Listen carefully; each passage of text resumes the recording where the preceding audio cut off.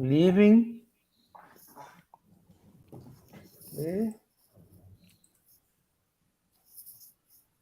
Ok. Peraí, one moment. Just started now. Okay. Perfect. All right. So, good afternoon, everyone. It is my pleasure to host Professor Giuseppe Baselli from Politecnico di Milano in Italy as our speaker for our webinar series called Seminars in Biomedical Engineering. So welcome everyone, definitely my students and our other guests who are here with us today. I'll quickly introduce Professor Baselli. Professor Baselli was my master and PhD advisor from some years ago when I was still a student at Politecnico di Milano, and then later on was also one of my advisors during my postdoc. Professor Baselli has been working for some decades now on several different biomedical problems. He's been active in the field of cardiovascular variability, and in fact, I did my master thesis and doctoral thesis on blood pressure variability modeling with him. But I asked him to give a talk for us for this webinar series on his other major area of research, which is image processing. Professor Baselli, as you can see from his short bio, he's other than being active in bioengineering research for several years, with many important contributions to his fields of research. He's also held several important positions within Politecnico. He's been the director of the biomedical engineering department when the university still had a biomedical engineering department. He has chaired the undergrad program and the master program in biomedical engineering in the past, and he's been a full professor for the last 20 years.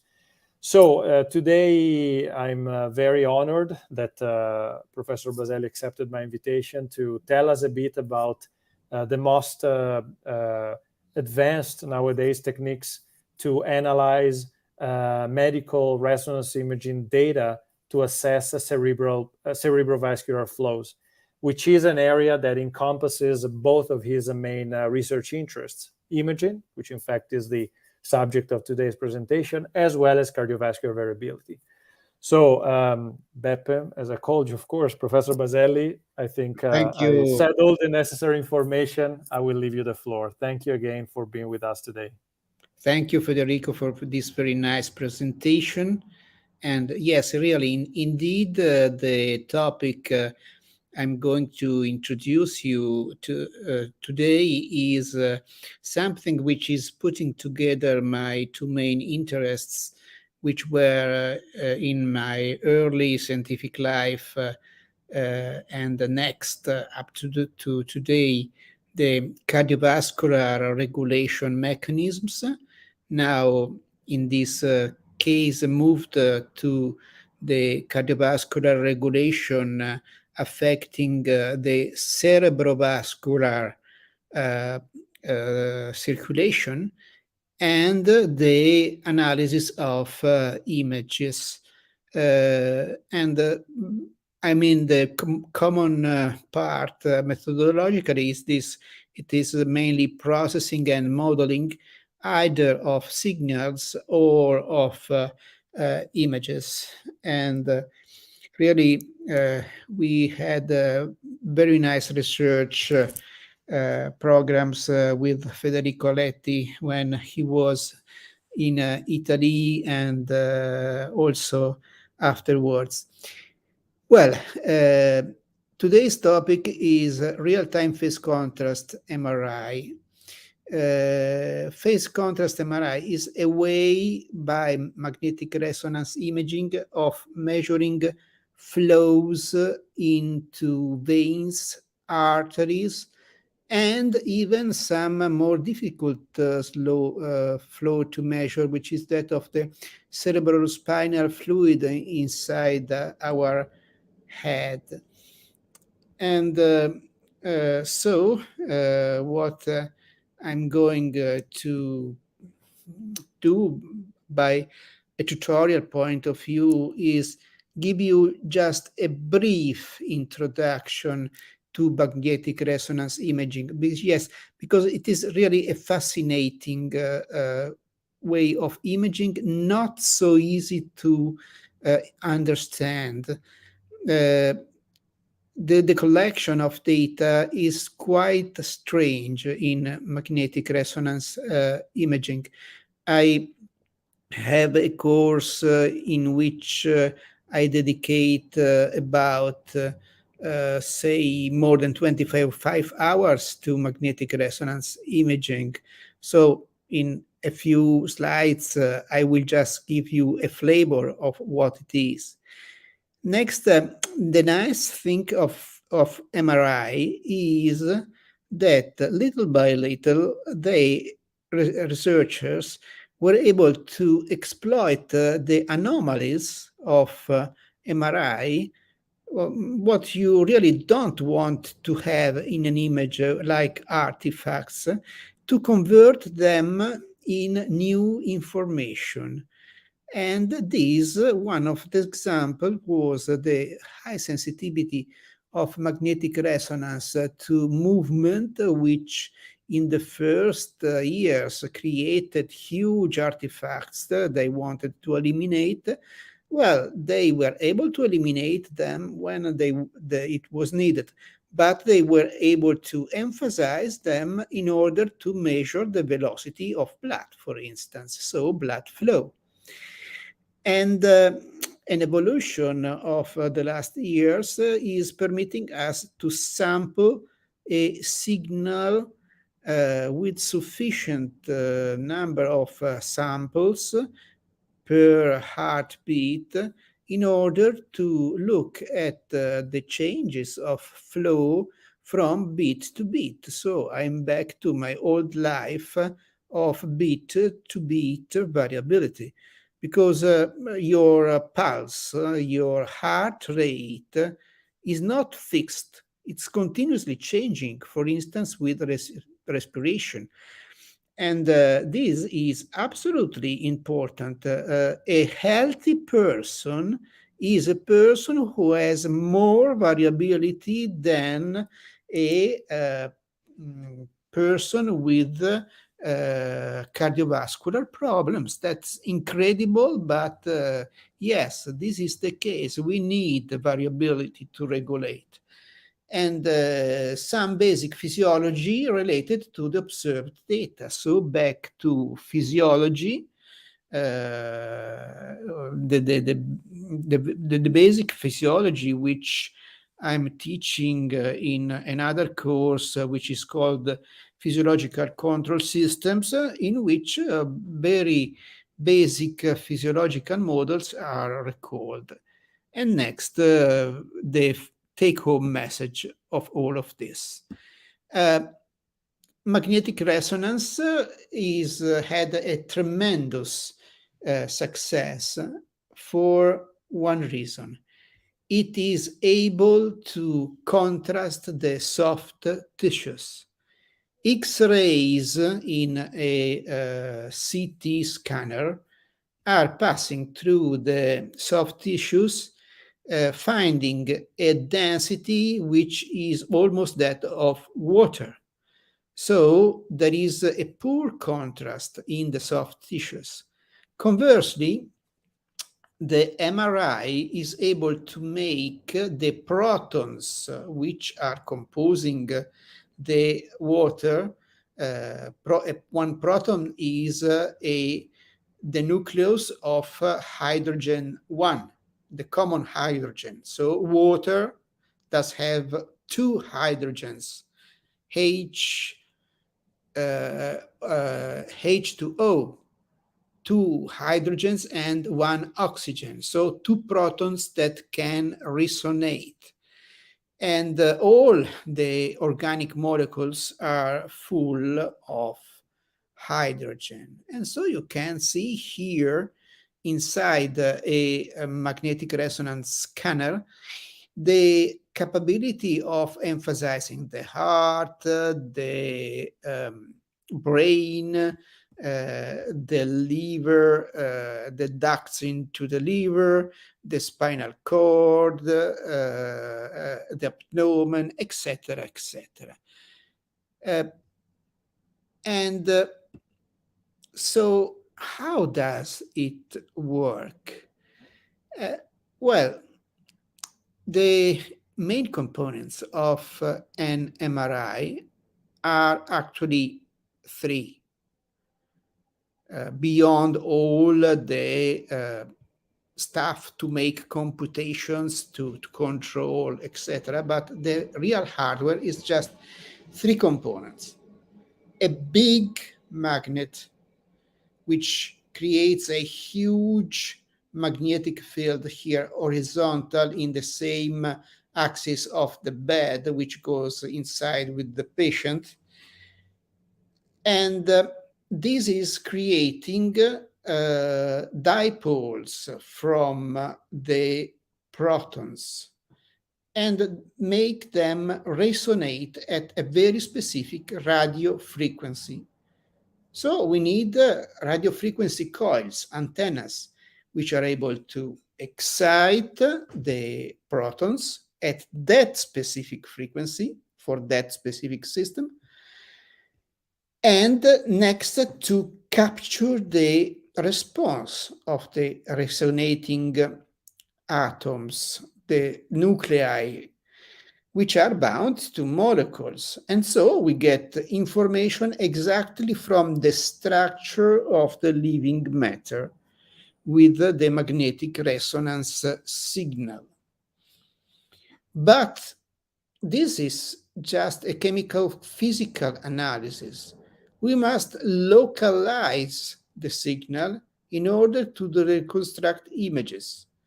And what permitted to Lauterbur to win the Nobel Prize was the idea to insert gradient coils in order to make the difference between one position and the other, and so get different kind of radio frequencies from depending from the position, which was the trick next to reconstruct the image itself. So remember, a big magnetic coil with a very strong and homogeneous magnetic field called B0, which can be up today in clinics to 3 Tesla. Say a brand new MRI does have 3 Tesla. Tesla is really a huge magnetic field, 1 Tesla, so 3 Tesla even more. Is 20,000, 1 Tesla is 20,000 times the magnetic field of the Earth. Just to give you an idea, if you were here with your keys, iron keys in your pocket, they will be launched like a rocket inside this magnetic field. Okay? And what makes these protons resonate? Well, the hydrogen 1 nucleus, which is 1 proton, is spinning very, very fast in this very small dimension. And spinning means that you have a nanoscopic coil with the positive charge rotating, which creates a magnetic dipole. And also you have inertia.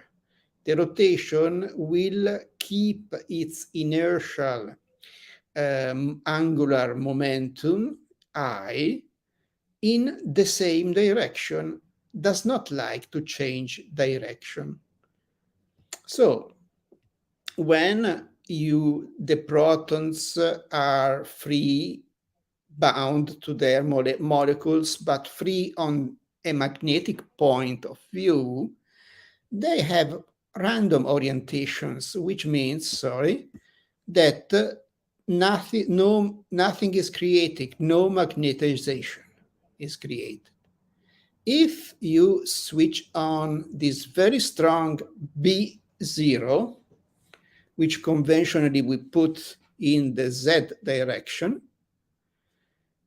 well, the spins with their magnetic dipoles are pushed to align with the B0, but they can't reach exactly a precise alignment. They must keep an angle for quantum physics reasons. And some are aligned in spin-up condition with a lower energy. Some others are in the opposite direction and in the spin-down direction. Why? Well, because at the absolute zero, all would be in the lowest energy position. But the quantum physics says, by the Boltzmann law, that with thermal agitation, the two possible quantum energies must be occupied with a prevalence, obviously, of the least energetic situation.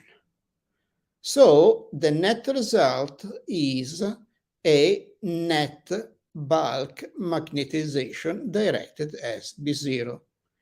You don't perceive the fact that this is made by many spins, that some is nulled by the opposite directions.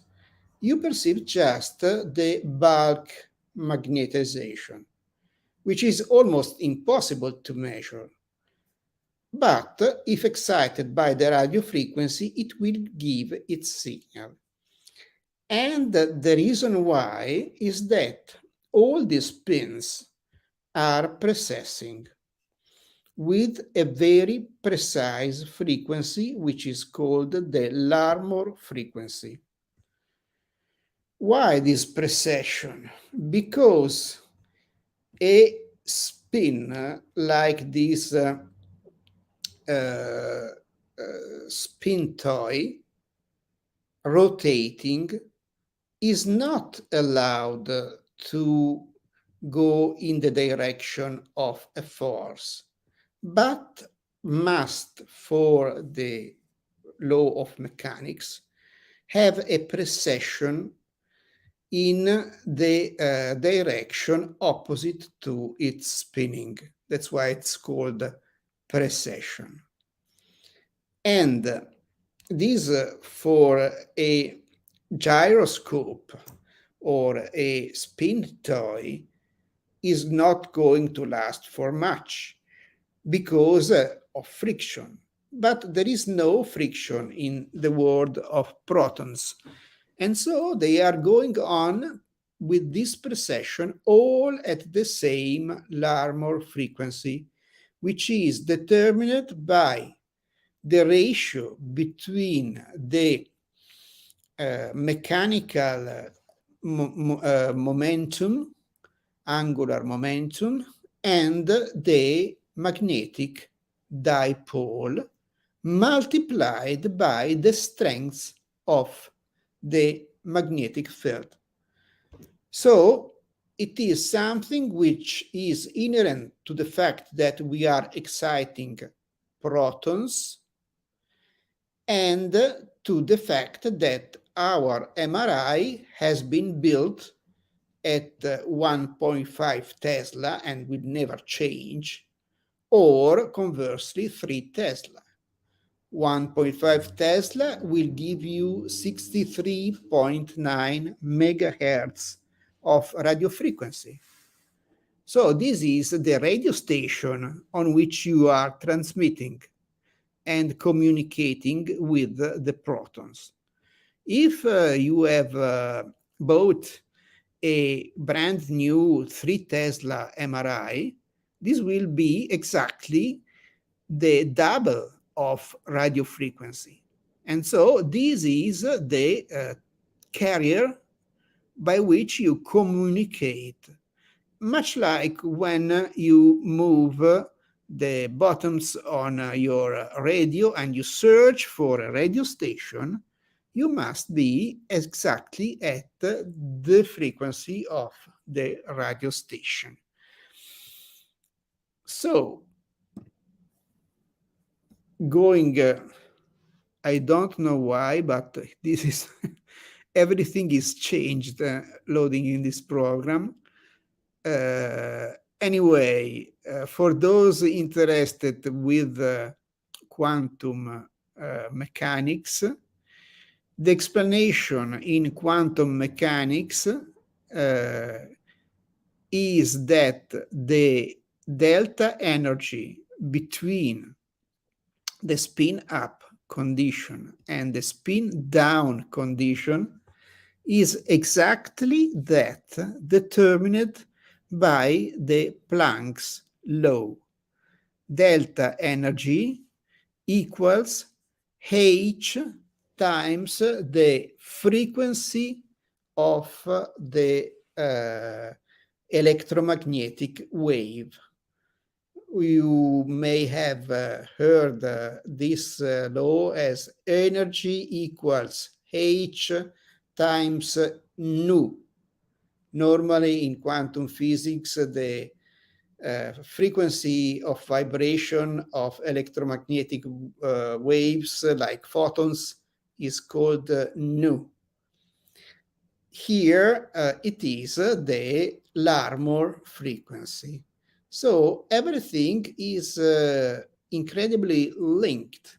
The frequency of precession of the spins either in the spin up condition and in the spin down condition is exactly tuned to the frequency of radio frequency photons in an electromagnetic wave that can excite the spins, moving them from the low energy in spin up to the high energy in spin down.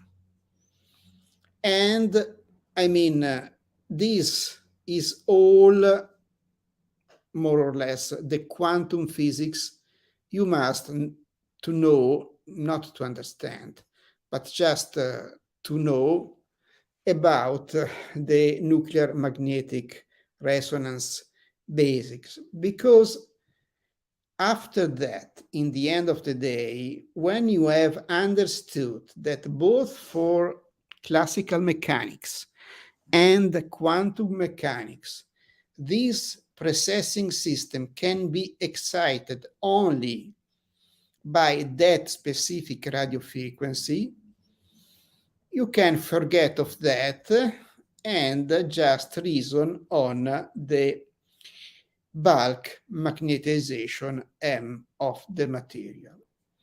You know that in a high magnetic field B0, there is a net magnetization in the same direction of B0. And at this point, you try playing with the transmitting antenna. Actually, the hardware of a magnetic resonance scanner does have many antennas, but all tuned at the same radio frequency. Simply, they can adapt to different parts of the body. There is the antenna of the head and the neck, the coils for the breast, the coils for the spine, the coils for the abdomen, etc., etc. But all tuned at the same radio frequency. and they interact with the whole volume of the body, which is under the antenna, which is good in a sense because you can get everything which is reached by the radio frequencies induced by the antenna, but is the problem when you have next to reconstruct the image, because the information will come back from the 3 dimensions of a volume. So another characteristic of magnetic resonance is that it has no privileged direction. You can forget of B0 once you have established it, the right orientation of the antennas, the right construction of the gradients. You can forget because the localization is a 3-dimensional fact. I will go back to this. So, oh my God, it was so a nice. This should look like a wave, a radio frequency wave in the original slide. So radio frequency wave, what does it make in the excitation? It does introduce a flip angle, an inclination in the magnetization. And this magnetization in a frame observed by your lab will rotate at the radio frequency, the same radio frequency of the spins. So, if we use to make computation in a frame which is rotating together with the spin. So in this frame rotating, I see the magnetization which little by little, excited by this radio frequency, is tilted, flipped up to 90 degrees, where the highest magnetic resonance signal is going to be developed. And again, my slide is can't be seen very well, sorry. But what happens after I switch off the radio frequency in the antenna? Well, this magnetization is rotating. So say at 3 Tesla is rotating 127 millions times per second, 127 megahertz. And so it is a dipole which is continuously changing verse. It looks in positive y direction, next in positive x, in negative y, negative x, and so, because it is rotating, okay? And so it transmits now. Now the arrow here is inverted, and the radio frequency comes out from the volume. So I'm getting information from the inside of the tissues. Now I have to localize the signal. And to localize the signal, I need to change a little bit the radio frequency with position. And so now comes the third component, which is the 3 gradient coils. One gradient does produce a change in the total magnetic field in the Z direction. As you can see here in the middle is 0. Here is a bit negative, then more negative, then highly negative, with a linear progression. So it is a gradient. And the opposite, positive, in the other direction. There is another coil which, when switched on, is giving a gradient in the x direction, which conventionally is that orthogonal to the direction z of B0, and in the horizontal one, lateral, actually. And so this is giving a change. Orthogonally, we can switch on a gradient in the y direction. And we can compose these three orthogonal directions as we want, because we can switch on together the three gradients. Suppose that I give gz equal 0, gx equals 1, and gy equals 1, so a vector 0, 1, 1, I will be on the xy plane with a 45-degree orientation. So any orientation can be chosen by composing the three gradients. That's why MRI is inherently volumetric. There is no privileged plane. You can choose how to slice the body as you want. And indeed, this is an example of slicing the body, and which is the first form of localization. This is just switching on a gradient during the excitation radiofrequency pulse.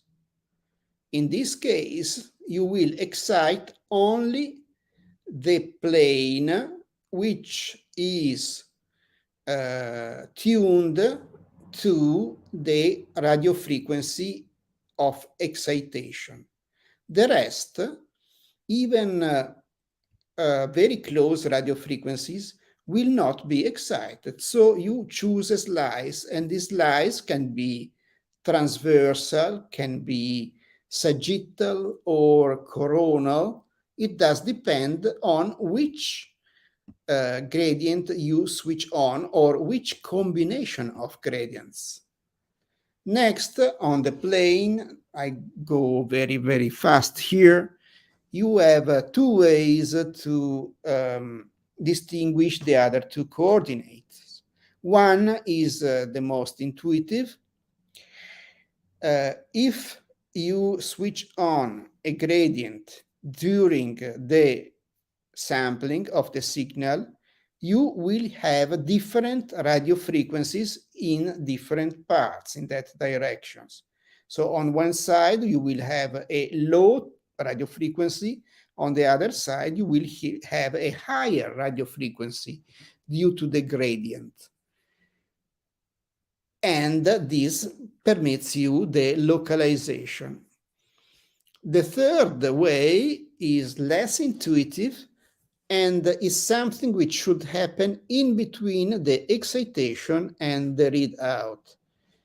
If you switch on a gradient in the other orthogonal direction, this is a phase encoding direction, because the volume will remember the difference of phase you have created during the time of the gradient. And now the very important issue of the contrast,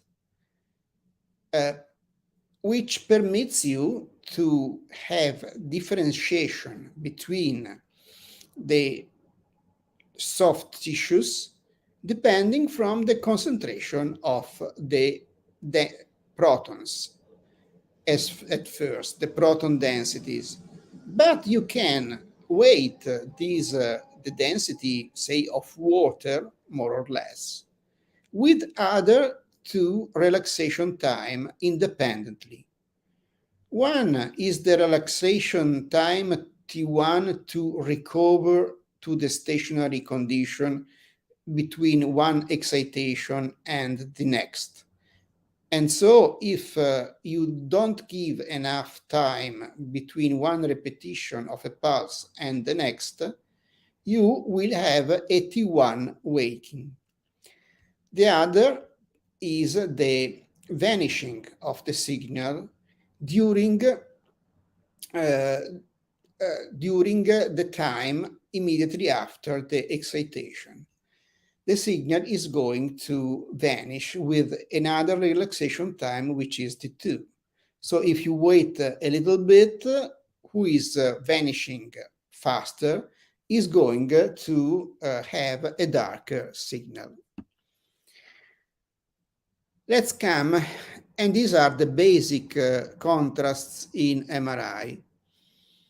There are a lot of other contrasts. The one which we are interested in is phase contrast. Phase contrast is among the topic of magnetic resonance angiography. We have three methods actually. One invasive, which is injecting gadolinium. The other two are non-invasive because they are exploiting the inherent contrast of magnetic resonance. One is related to transport and is called time of flight. It is not interesting to us today. The other one is phase contrast and is related to velocity. So it gives more quantitative information. The other two are giving more and better anatomical information. Phase contrast is more quantitative and is what we need to measure flows in the neck vessels.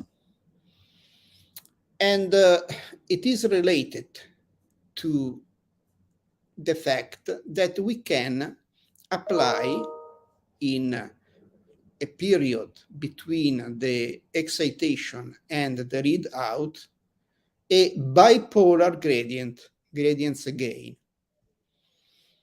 A bipolar gradient with sign, minus sign and plus sign is going to create a dephasing, and in the next period, which is identical with the same amplitude, is going to destroy it. But this will happen only to protons which are not moving. Those who are moving are going up with a square law, because we are integrating a linear law with position, and going down again with a square law. And so the net result will be proportional to velocity. So we are encoding into a phase the velocity of movement. And if we do this twice in the two opposite directions, it's not difficult to transform this phase information into an amplitude information. A bipolar plus of an image, if subtracted to a bipolar minus with the opposite phase created, will give an amplitude which is proportional, or actually with a trigonometric function, or almost linearized, which is converted in an image with amplitude proportional to the velocity. Now, the kind of experiment and technique we have tried, which has been introduced just very recently. It's just a few years. And it's absolutely interesting in the investigation of the cerebrovascular circulation. Why cerebrovascular circulation is so important? Well, because neurodegeneration is known to be related to impairments of the cerebrovascular regulation. And specifically, it is believed that the venous drainage is the main factor in the long term leading to neurodegeneration. Well, with the old sequences of magnetic resonance in phase contrast, we had acquisition times which were larger than a single pulse. A pulse has a duration of about 1 second. Suppose you have 60 beats per minute of your heart, a pulse is lasting approximately 1 second. And 1 second is a very short time for a normal magnetic resonance acquisition. And so what you do when you have something almost periodical in imaging, but you required more periods to compose it, what you do is the so-called gating.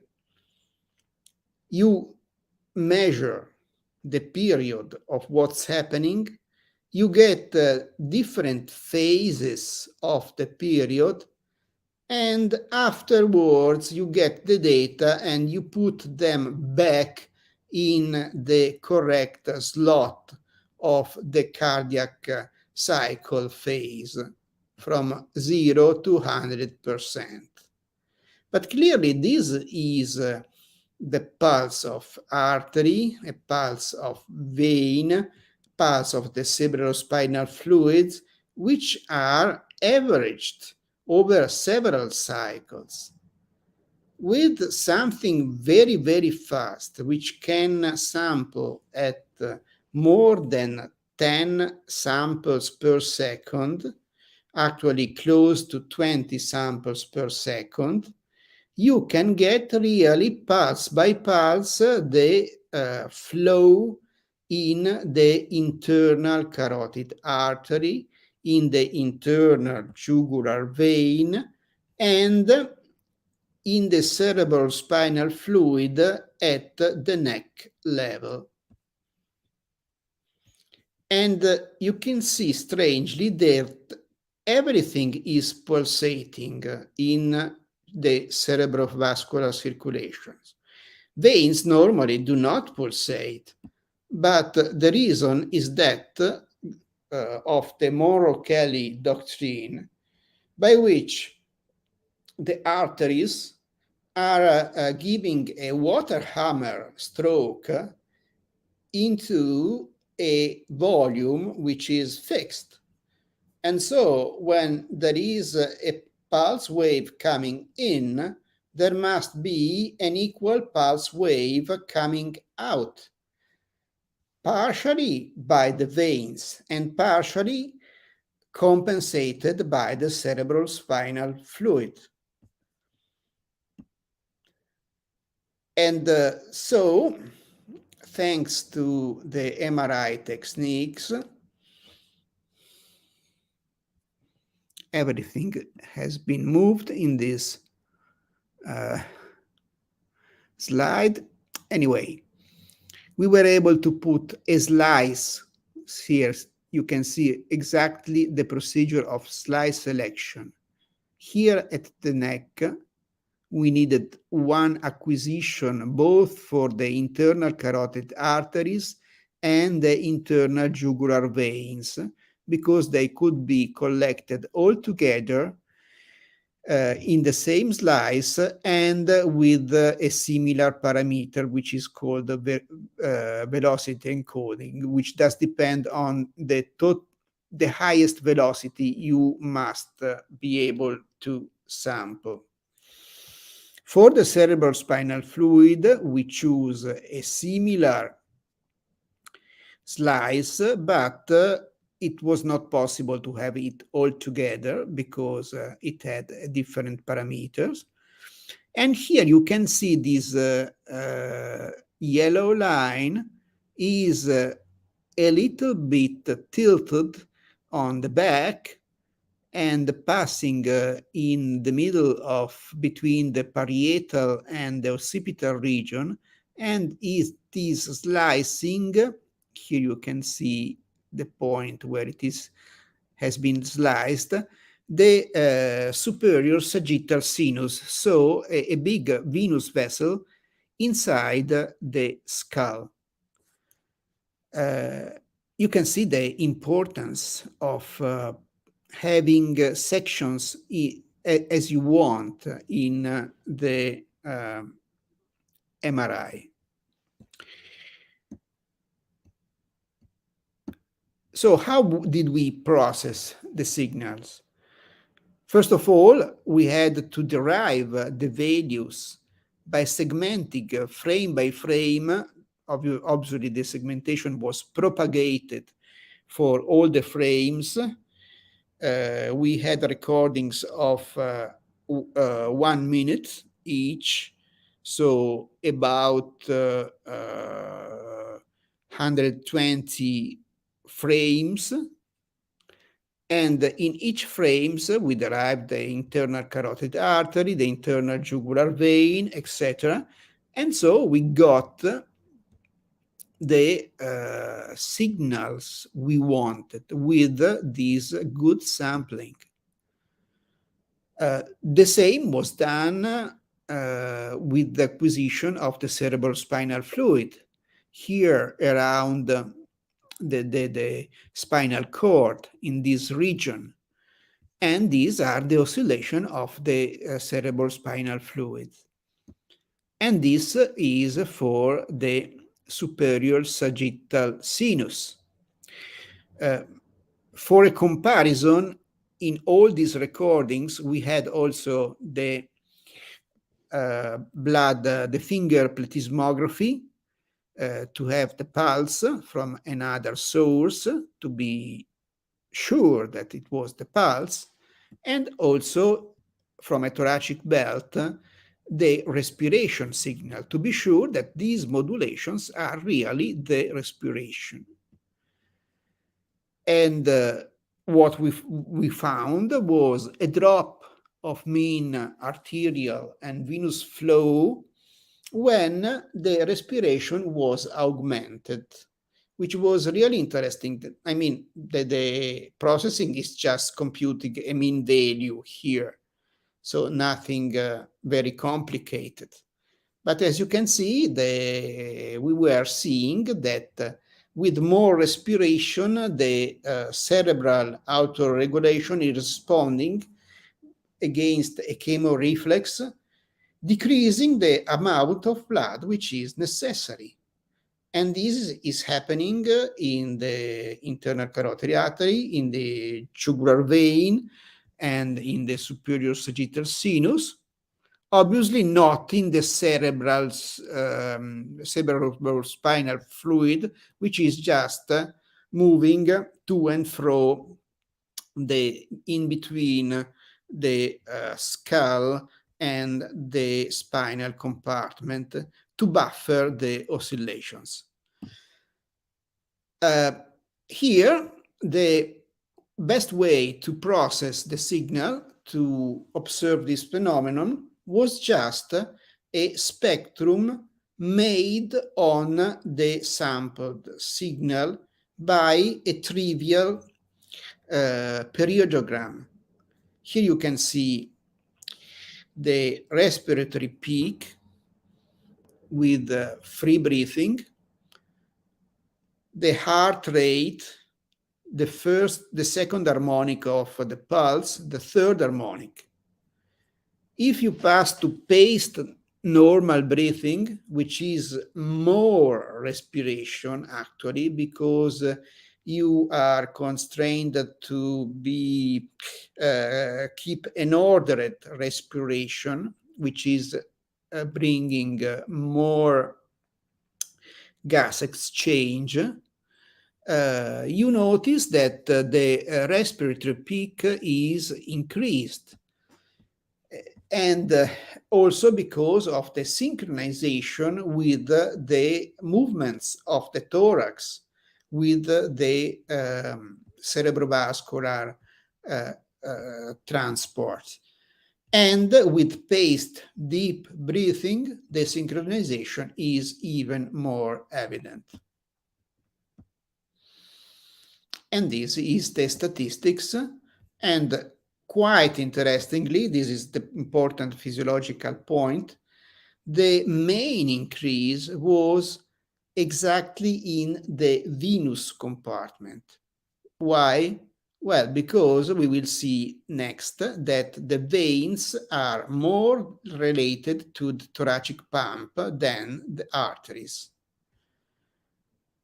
And interestingly, this was propagated also inside the skull, in the superior sagittal sinus. To see something more subtle, we had to revert to the old good beat-to-beat variability and extract the maxima and the minima of the oscillations of these signals.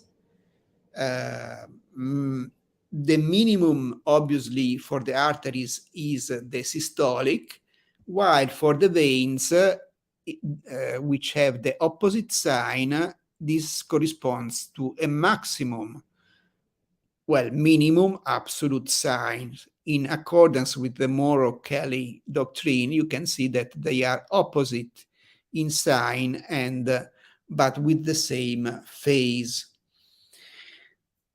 And so we have a beat-to-beat series.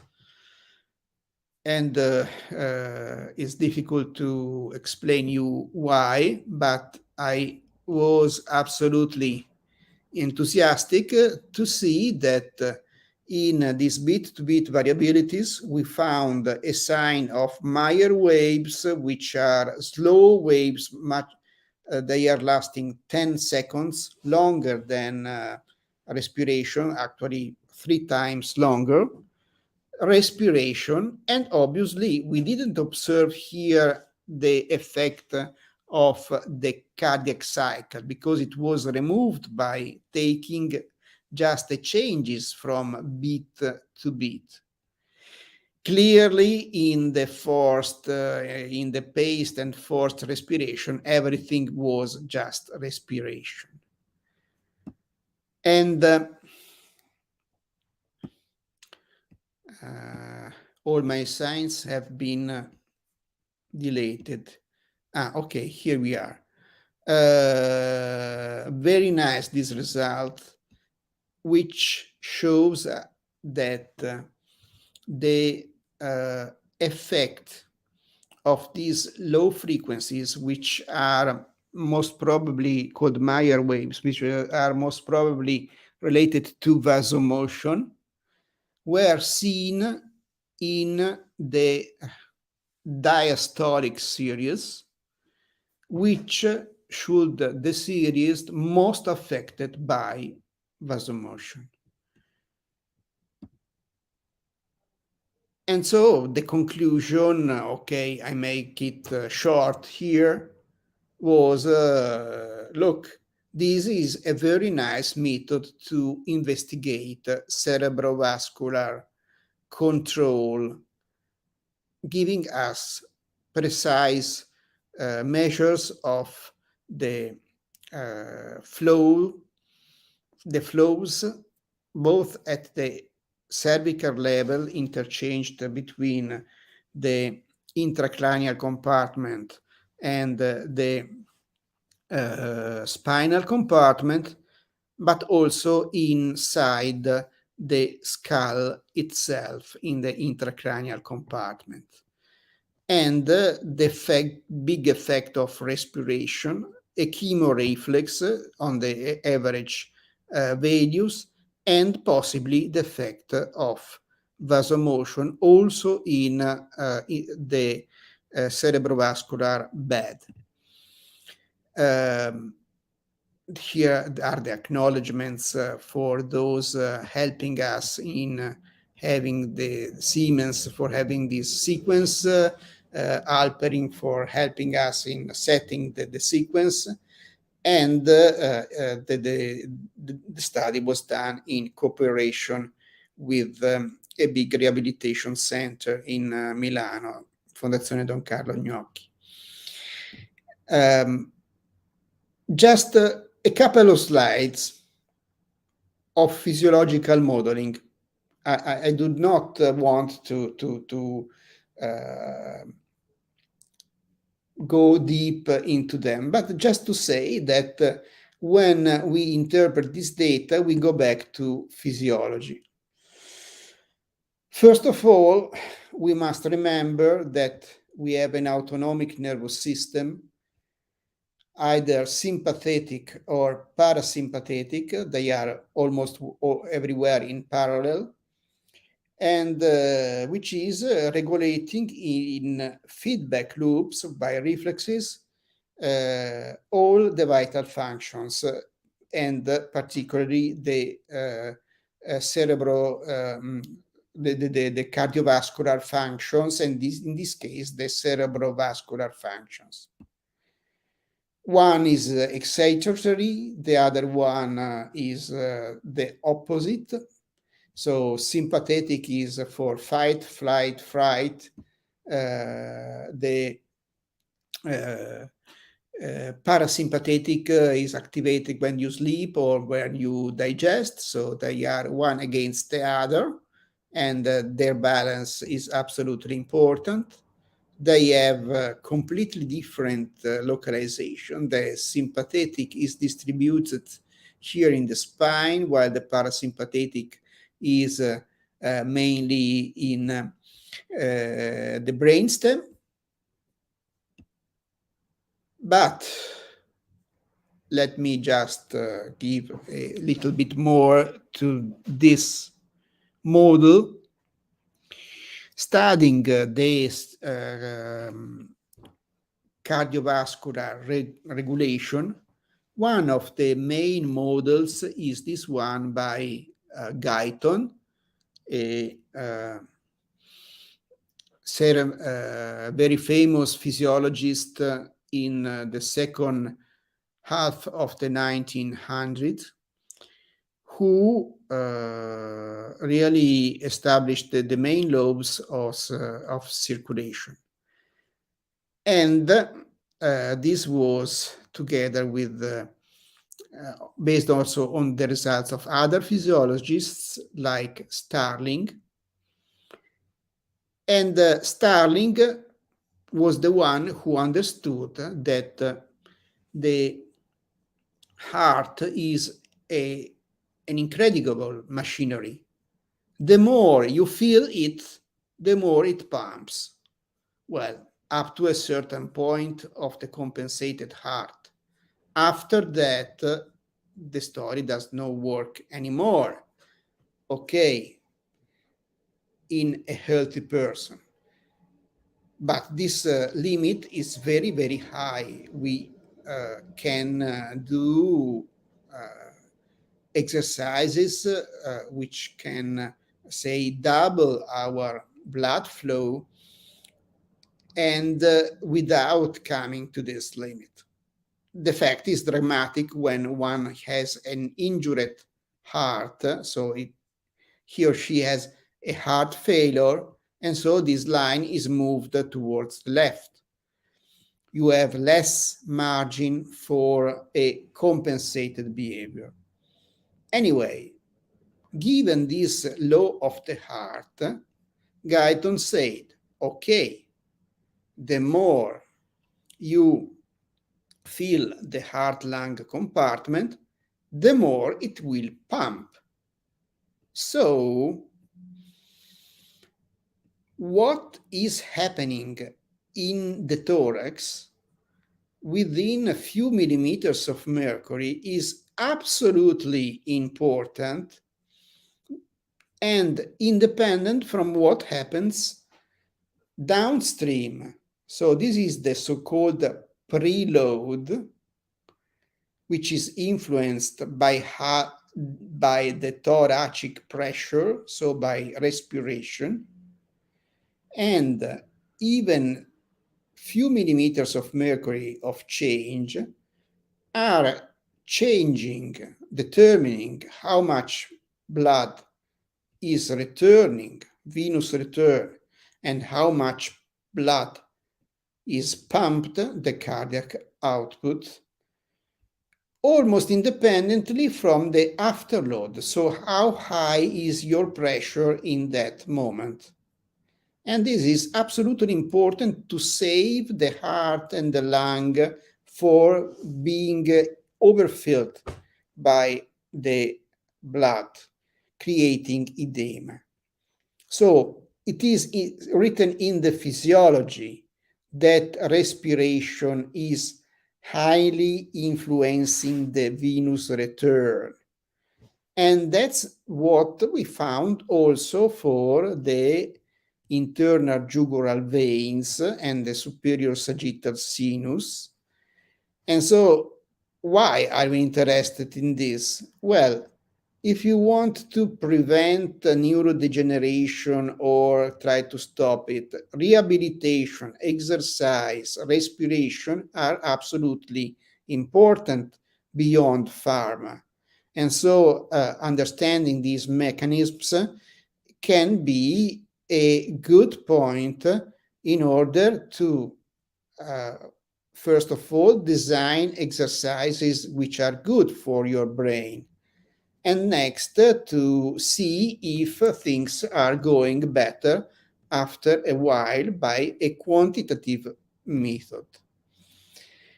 So, coming to the take-home message, what I've shown you, sorry, a little bit in a hurry, but a mix in which I really do believe. What is this? Is it necessary for biomedical engineering or bioengineering research? In different ways, with a different focus, depending on the research, of course, depending on what is just new and used for something else, or what is really the point. Instrumentation. We have seen how it's important to have a good magnetic resonance imaging scanner. Technological and methodological innovation.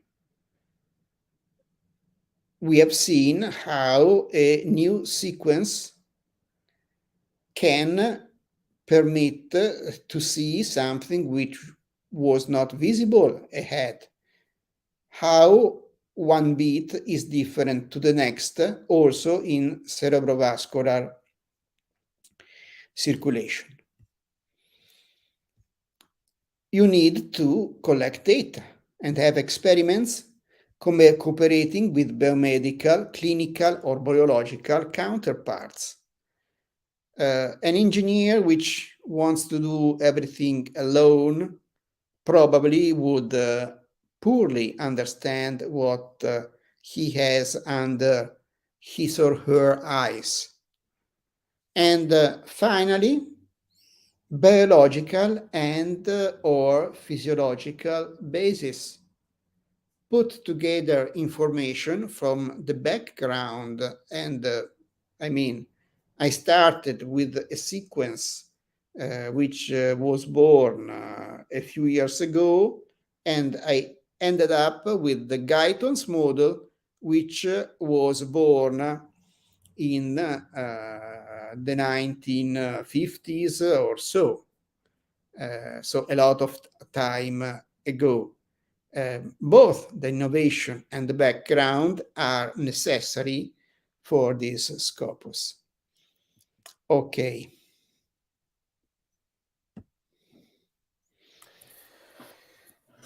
Okay, well, thank you, Beppe, for your really fantastic lecture. I don't know why my face now looks so big. I think it's an issue with the camera and StreamYard. Anyway, I really want to thank you again for accepting my invitation. I think it's been extremely... It was really a pleasure.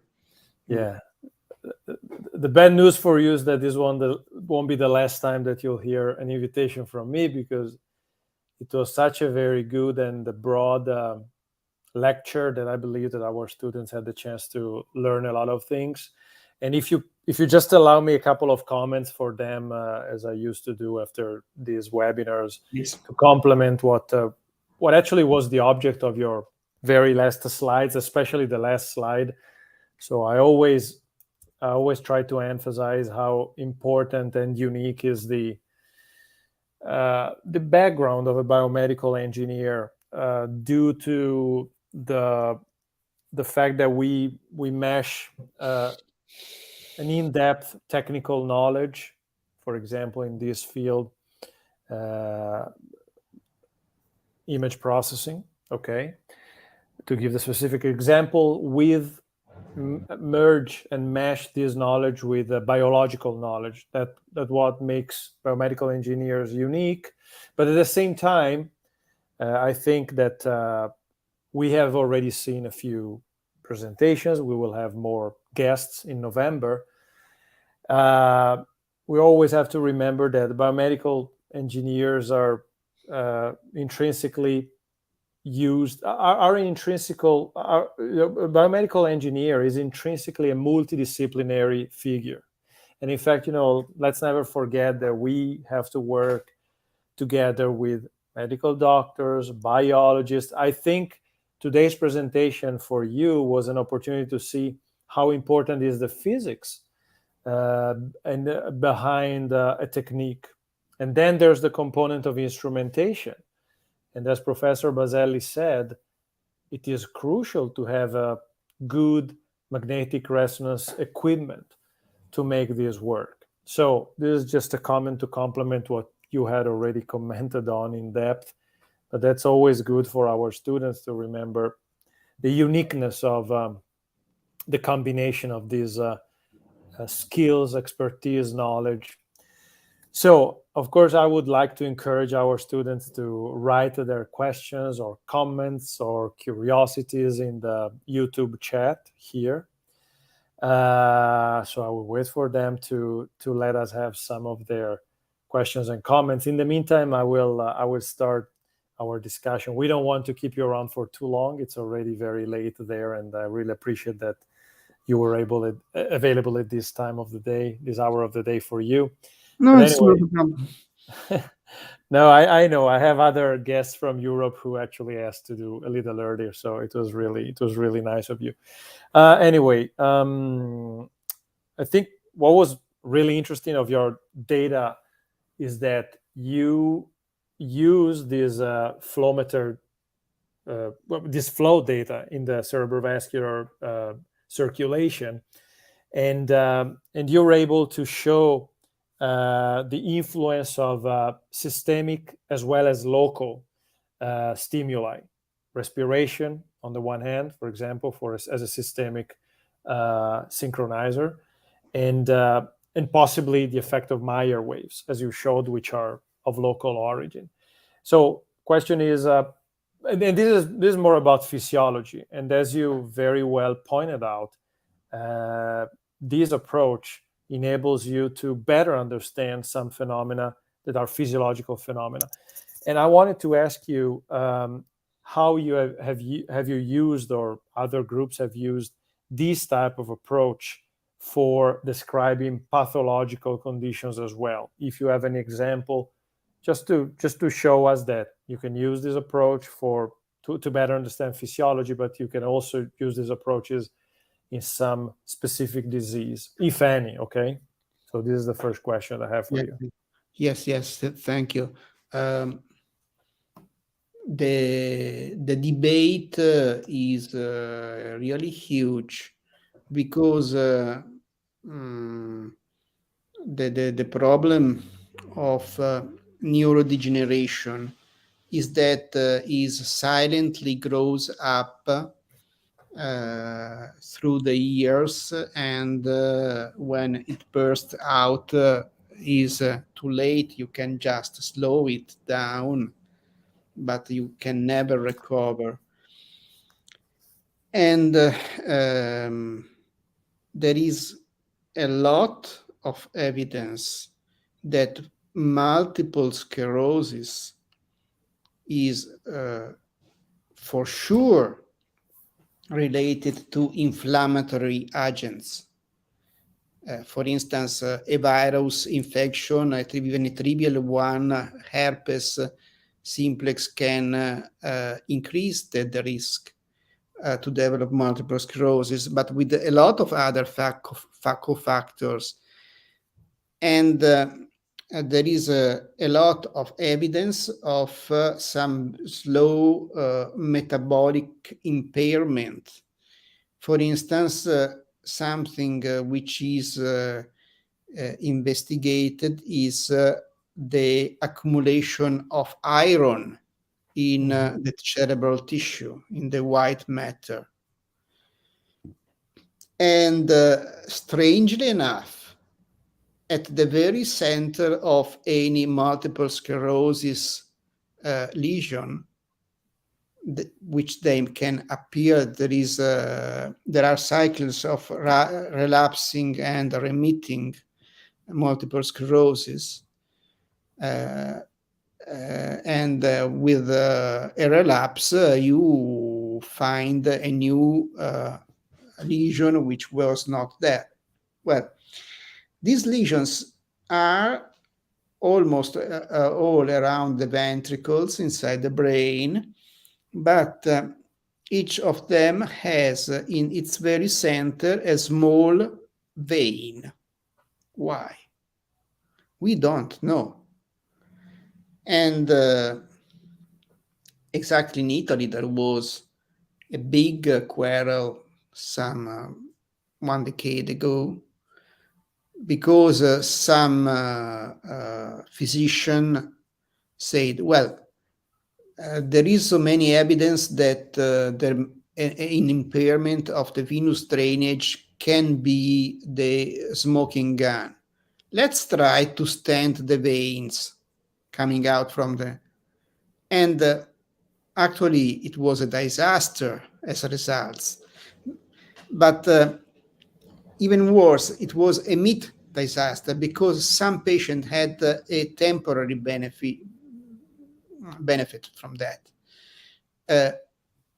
Anyway, here it was really a disaster, wanting to jump from the problem to the solution. Anyway, understanding more of the cerebrovascular regulation can give really a perspective. I don't know how, but in some way it may give a perspective of helping, at least in preventing. Anyway, this summer I stopped smoking. Okay. I have another question that comes from some of our students regarding one of their group work. And I know it is not related to cerebrovascular flows, but basically, they're a bit shy, so that's why I'm relating the question to you. But they want to take advantage of your expertise in this to ask a question that is about imaging, about magnetic resonance imaging, just a different field. So basically, they've been searching the literature for the CT analysis, well, the analysis of CT scans of pancreas to detect and diagnose pancreas cancer. And one thing they're interested in is whether MRI is also commonly used for the same purpose of diagnosing and detecting and diagnosing pancreas cancer, and whether there's any advantage, disadvantage between using MRI or CT. And they're just asking. I'm also reporting the question because, as you know, this is not my field. But if you had any comment, any insight on this, would be really appreciated. I can just, I mean, this is a question, it's important to localize the expertise. This is a question I would personally ask to a radiologist, because they are used to read CT scans and also MRI scans. So I'm not a radiologist. I can just to reason, make a little bit of reasoning on the physics. In a CT scan is easier to be done. There might be more occasions to have it, and you can localize, maybe if you are lucky, a pancreatic tumor. Pancreas is a very small structure, soft tissue, not much contrasted in CT. If I guess, this is not a professional answer, it's just a guess. If I had to make a research, I would be 90% sure that if you find the sign of a lesion with the CT, you would go and look it closer by means of the MRI, because the MRI gives you more contrast in the soft tissues. And also, in many tumors, you have the advantage of the dynamic contrast enhanced MRI, for sure in the breast, for sure in the prostate, for sure in the brain, in which the use of gadolinium, which is a bit invasive, but to detect a tumor is absolutely justified, does the gadolinium in this case is not used as seen the slide I've shown you for the angiography, but because the new vessels in the tumor, they are disrupted, and there is a leakage of gadolinium into the tissue. So after say 30 seconds, the gadolinium has been washed out from the blood, but where there is a tumor, it is still present in the tissue because of the leakage, and you have a wash in phase in the tissue and a wash out phase, which is lasting more than a minute. And so you can really precisely localize the tumoral lesions in these cases. So I would say yes. Probably other kind of investigation in this case could be by nuclear imaging. Nuclear imaging has a completely different kind of effect. It does interfere with the labeled molecules with the metabolism of the tumor. The most trivial case is fluorodesoxyglucose, which is captured by tumors which are consuming a lot of glucose, more than the normal tissues. And so you have a hot spot there in the pancreas. But believe me, don't ask me, ask a radiologist. That's the correct answer. Perfect. We have a question from Gustavo, one of our students, and I know why he's asking this question, and I'm sure you could speak at length, but let me read it for you. Thank you for your presentation, Professor Baselli. I was going to ask, why are diastolic, or here it is, why are diastolic the main series in terms of evidence of Meyer waves? There is a specific physiological reason for that? Absolutely, yes. And Federico worked a lot on that. To understand that, you must go to the Windkessel model.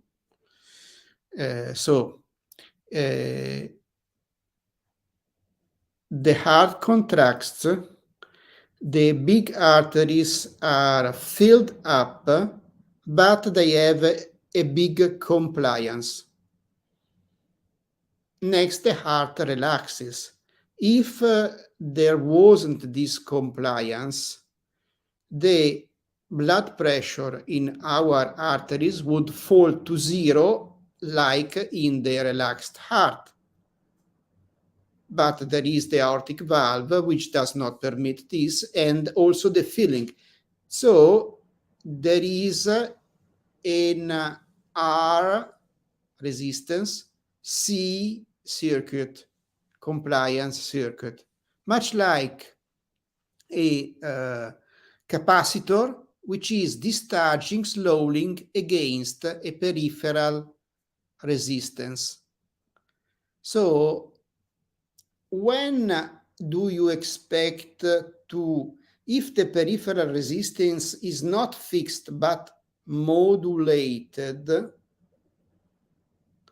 when do you expect to see more the effect of this modulation, vasomotion? At the peak, which is determined by the heart, or at the diastolic point, which is determined both by the heart and by the periphery.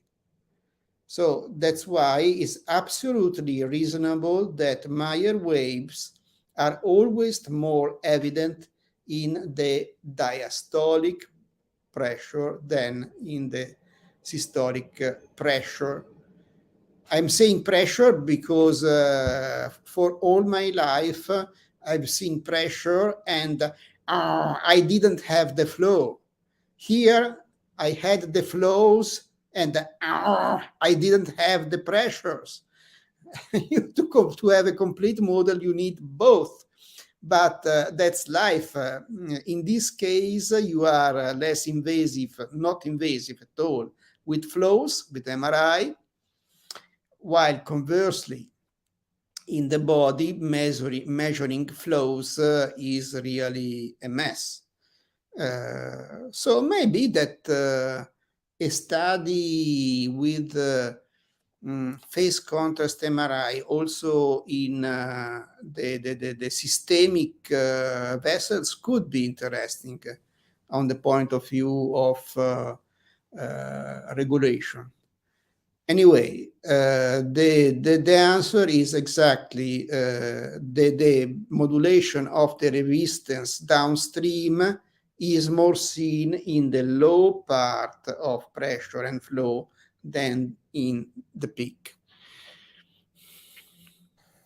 Perfect. I think we can let you go. But thanks a lot for the time you dedicated to us today. And yes, I mean, this last question was, of course, of great interest for me as well. And I will have the chance to maybe talk more. Maybe somebody is working with you for a thesis or so. Gustavo. That's why probably we never had the chance of talking about Meyer waves with him, but he's doing a project, an undergrad project on pressure signals. So I know where he comes from, and it's great that he had the chance to talk also to you about this. If you want a special connection for that and have a talk with Gustavo, absolutely, we can have a Google Meet with you, the three of us. Me, this would make me younger for several years. So thank you for the opportunity. And no, thank you. I will just close the YouTube transmission right now. I would like to thank you, our students, again. And we will have the next seminar of our webinar series next Tuesday, November 8th. Thank you. And okay, just a second. Perfect. Okay.